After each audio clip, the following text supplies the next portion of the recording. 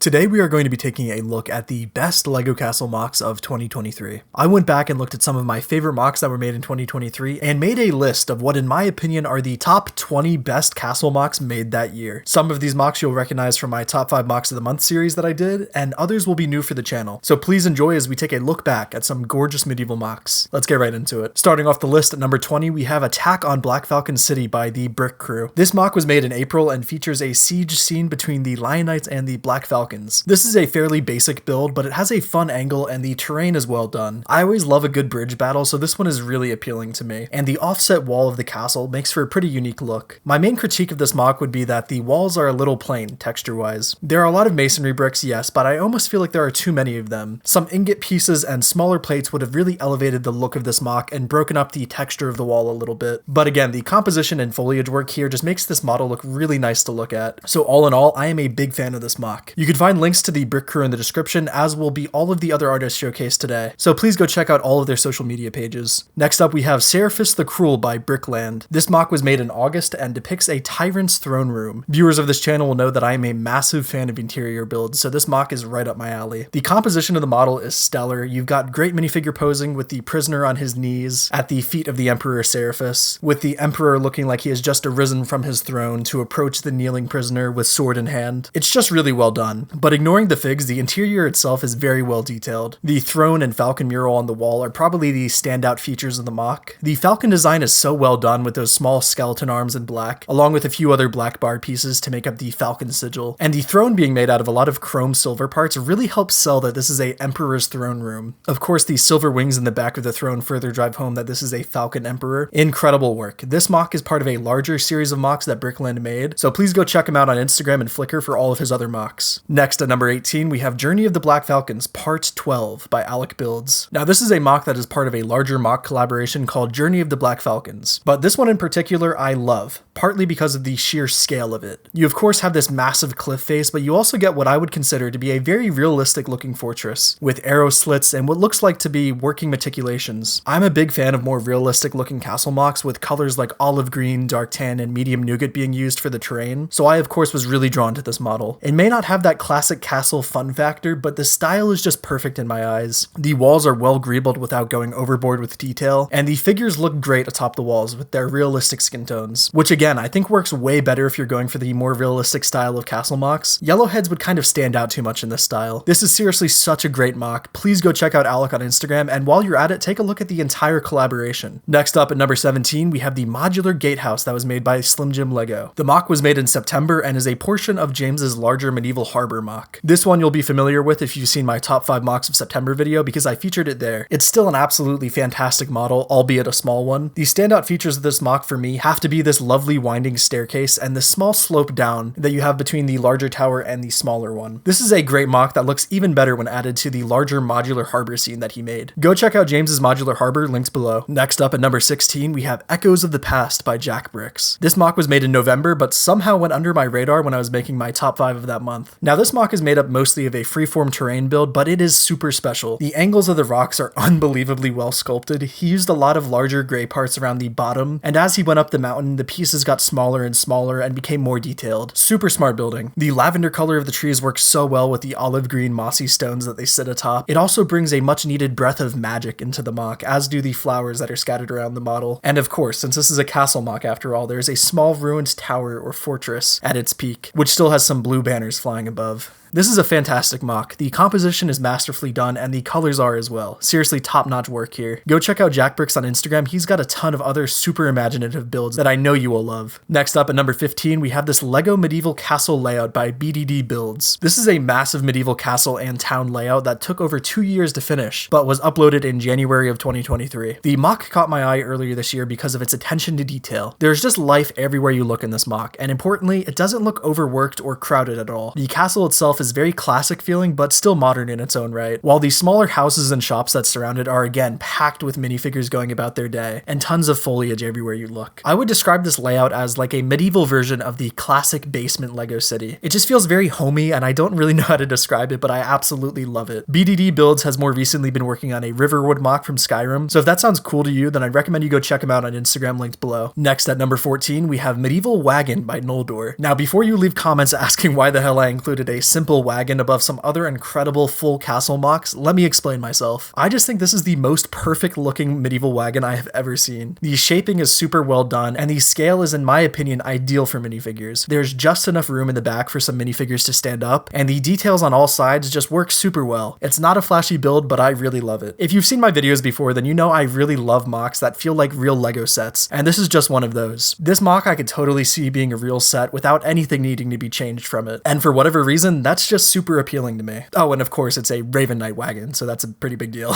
Please go check out N.O.L.D.O.R on Flickr, they have some wonderful smaller mocks on there. Next up at number 13, we have the Blackwood Forest by HighTeaToys. This mock was in the making for a long time, but its final version is just lovely. It feels again a lot like a classic medieval layout similar to the one by BDD Builds. The layout is super fun, it has a very enchanted forest-like feel that just screams classic castle to me. Speaking of, the castle itself is pretty massive, but the size gives room for interiors, which I am always a big fan of. It of course also has a lot of details on the outside of the castle, with some good texture achieved with some smaller plates in dark tan and olive green, along with foliage climbing up and around the towers. It's just another one of those fun layouts that you can look at for a while and enjoy finding these smaller details within it. I'll leave a link to her video where she does a full cinematic of the build in the description. Next up at number 12, we have the Crimson Falcon Forest by Zcerberus. Now I would personally call the walls of this castle a little over-greebled for my taste, but because of how good the composition and color choices are here, I really don't care. The dark red roof works so well against the reddish brown tan walls of the building here, and the bits of olive green all over the tower's walls do a really good job of showing the weathered texture of the fortress. Of course, the rockwork is gorgeous with the immense amount of olive green foliage that's climbing up it, and the minifigure staging here is also really well done. My favorite bit is probably this knight pledging himself to the woman at the top of the castle, who I assume is the lady of the fortress. But again, the overall composition here is just wonderfully done, and is really what sells the mock for me. Please go check out Zcerberus on Instagram and Flickr. Next up at number 11, we have MGs Mill by, again, Zcerberus. Now I went with another one of his mocks because I wanted to feature both his fortress mock and this windmill, because they were both so wonderful and I couldn't just pick one. The build is much simpler than the last one, but I actually like this one more because it's just a little bit more cohesive in my opinion. No, it's not as flashy as the fortress, but it just feels very wholesome. There's just something very appealing to me about peasant farm life builds. It just has a very peaceful vibe, and the build is super clean as well. I'm normally not a fan of these Nexonite shields as roofing tiles, unless it's at a really large scale like the Ideas Blacksmith, but I think this build actually does a really good job with them, and the dark red ones look great. The gold details on the door here I also love, and this whole building here just makes me want to build a medieval bakery or wood workshop. Again, it's just a very homey build. Next up, cracking into the top 10, we have the Black Falcon's Nest by Cubebrick. This mock was finished back in May and is one of the most unique castle builds in the list because of its location. I love that he left a hole in the side of the build so that you can see all the work he put into the inner courtyard and all of the fun minifigure staging. The main tower is super impressive in both size and detail. The technique he used here to make the Black Falcon's shield blend in with the banner looks great, and it's a technique that we'll see again later in first place. Of course, the main draw here is the location. Being on a small rocky island, he's made a really cool effect where you can see the underwater sea life along with the difference in color on the rocks, with the dark bluish gray rocks representing the wet areas and the light ones representing the areas that were untouched by the sea. I love those small details a ton. My only complaint is that I would have loved to see some sand green thrown into the stonework on the castle walls to represent some more weathering from the ocean that surrounds it. I think that would have really elevated the realism in the mock, but nonetheless, this is still a fantastic build, and even has a cool motor function to make the falcons fly around the main tower. Super fitting for an island castle. Please go check out Cubebrick, linked below. And next, at number 9, we have the Black Tower's Keep by Claymorebricks. I featured this mock by Claymore in my December episode of Top 5 Mocks of the Month, mainly because of his awesome usage of unique angles in the castle and because of his terrain work. This is of course a much smaller castle mock than a lot of the other ones featured here, but I love the style that he's found in it. It's almost a mashup between the classic castle style and the more realistic style that people like Jaqbricks have. You can see this mainly in the types of pieces he uses. He uses a lot of larger pieces like in the tops of the walls over here, but he'll also use smaller pieces like these dark tan and dark bluish gray plates to add in more texture and weathering to the wall, something that the classic castle style tends not to do. All in all, this was absolutely one of my favorite castles of last year, and the fact that he made it for the underused Bear Knights makes it even better. Please go check out his work, linked below. Next, at number 8, we have the Winter's Embrace by LouisofNutwood. I am such a fan of this scale. It's honestly perfect for high detail styles like Lewis's, but still looks great with minifigures in it. Some smaller scaled builds like this one can look a little weird with minifigs, but I think this one is at the right size where figures still look great in it. There's a ton of fun details here, like in the crossed roofs and the snow-capped trees. Seriously, such a great mock. I fawned over it even more in my top 5 mocks of September, where I featured it before. Please go check out Lewis's work, linked below. Next, at number 7, we have Castle on the Shore by MBricks52. Composition, composition. It may be an overused term when it comes to mock building, but mBricks is the absolute master of it. This is just a real masterclass at mock building here. I featured this mock back in August, and man, it is still one of my absolute favorites from last year. The color choices here are wonderful. The dark orange roofs work so well with the whitewashed castle, and the more subtle tan sandstone outer wall looks great as well. Another smaller scale castle that just looks perfect. I can't recommend you go check out mBricks enough. You can learn so much from looking at his work. Next at number 6, we have the Woodland Outpost by Brickbruthus. I am a sucker for forest scenes, so I am a big fan of this mock. But ignoring the beautiful foliage and terrain, we have this highly detailed fort with a lot of texturing going on with the tiles sticking out on snot bricks and other plates jutting out. I'm generally not a fan of that look, but I think it works really well here because of his unique placement of them. It really does make it look like the bricks are sticking out of the wall, which I think is a great effect if done well, and it certainly is here. I love the snot work used here to achieve the arch where all the knights are passing through. I don't know that I've seen that often in castle mocks myself before, but it looks great. Of course, I have to mention this technique used here to give a sloped angle to the base of the outpost, which is a quite common technique nowadays, but it works so well. This is a beautiful scene and has given me a lot of techniques that I want to try out for myself. Please go check them out, linked below. Now into the top 5, we have the Black Falcon Knight by Roldan Grace. Art. I don't need to say anything else about this mock. It is nothing short of art. The Black Falcon Knight and horse are sculpted in a mind-blowing way that I honestly can't get over. I cannot fathom the amount of work and trial and error that went into designing this model. It's almost sickening how good this mock is. If this was a list of my favorite mocks of the year, full stop, not just looking at castle mocks, this one would be it. It is a masterpiece. Now, is this a castle mock exactly? No, not really. It's more of a Lego sculpture using one of Lego Castle's most recognizable factions, but I had to include it in this list because it's just too good not to. I'll leave a link to Roldan's portfolio in the description. Do yourself a favor and go look through it. He's a seriously talented artist. At number 4, we have the medieval Trebuchet by Jaqbricks. Now, you all know I'm a big fan of Jaqbricks, and this Trebuchet is the peak of Lego medieval siege weapons. And it, of course, is fully functional and fires a pretty impressive distance for its size. Not only did he build a great working Trebuchet, but the terrain that he built along to display it looks great as well. It's got a little castle ruin build with a couple of autumn-colored trees that look fantastic against the dark tan and olive green landscape.